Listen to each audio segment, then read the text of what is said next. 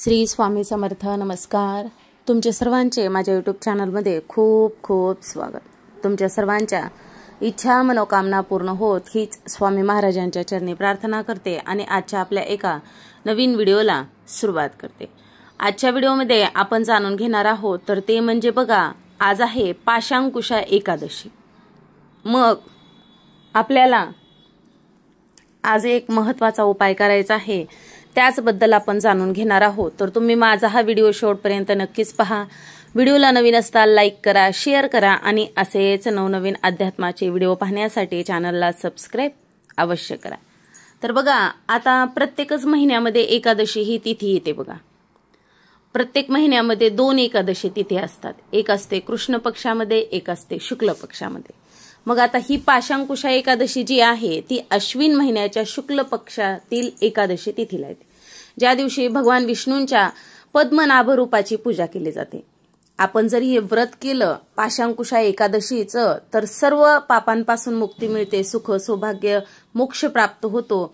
या दिवशी विष्णूंची पूजा करण्यासोबतच तुळशीची पूजा करण्याला देखील तितकंच महत्त्व आहे.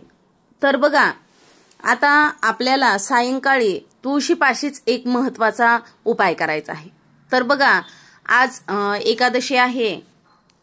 तुम्ही एकादशीचं व्रत जरी केलं नाही तरी देखील चालेल, पण आपल्याला एकादशी असल्यानंतर काही नियमांचं पालन करणं देखील तितकंच महत्त्वाचं असतं. बघा, आता एकादशी तिथी ही भगवान विष्णू आणि माता लक्ष्मी यांना समर्पित असते. मग आजच्या दिवशी आपण जी काही सेवा करू, जे काही उपाय करू ते भगवान विष्णू आणि माता लक्ष्मीपर्यंत नक्कीच पोहोचतात आणि आपल्याला त्याची शीघ्र फलप्राप्ती देखील होते. मग आपल्याला बघा, आज माता लक्ष्मीची देखील सेवा करायची आहे आणि भगवान विष्णू यांची देखील सेवा करायची आहे. मग बघा, घरामध्ये जे काही समजा वादविवाद असतील, मतभेद असतील, प्रत्येक कामामध्ये समजा आपल्याला काहीतरी समस्या आल्याशिवाय कोणतंच काम मार्गी लागत नसेल तर ह्या सर्व समस्या दूर होतील असा हा महत्त्वाचा उपाय आहे. अगदी बघा, आपल्या आजचं दररोजचं नित्यनियमाचं समजा काम, देवपूजा ते आवरून आपल्याला सायंकाळी अगदी दिवे लागणीच्या वेळेला आपल्याला तुळशीपाशी एक तुपाचा दिवा लावायचा आहे आणि तिथेच बसून आपल्याला कनकधारा स्तोत्राचे पठण करायचे आहे. आणि सकाळी आता आज आहे एकादशीचं व्रत. अगदी आपण काही नियम आहेत ते देखील बघूयात. तर एकादशीचं व्रत म्हणजे एकादशी तिथी जेव्हा असते त्या एकादशीला बघा, चुकून देखील भात खायचा नाही. तसेच एकादशीच्या दिवशी गाईला पोळी खाऊ घालू नये, कारण गाईचा या दिवशी उपवास असतो. आणि एकादशीच्या दिवशी तुळशीला पाणी घालू नये, तुळशीचं पान तोडू नये आणि तुळशीचं पान देखील आपण खाऊ देखील नाही. आणि एकादशीच्या दिवशी म्हणजे काही ठिकाणी खातात, काही ठिकाणी नियमांचं पालन करतात. पांढरं मीठ खात नाहीत, सैंधव मीठ खाल्लं जातं उपवास असेल तर, म्हणजे फराळाचं वगैरे बनवताना. तसेच बघा, एकादशीच्या दिवशी समजा आपल्याला केस किंवा नख देखील कापायचे नाही.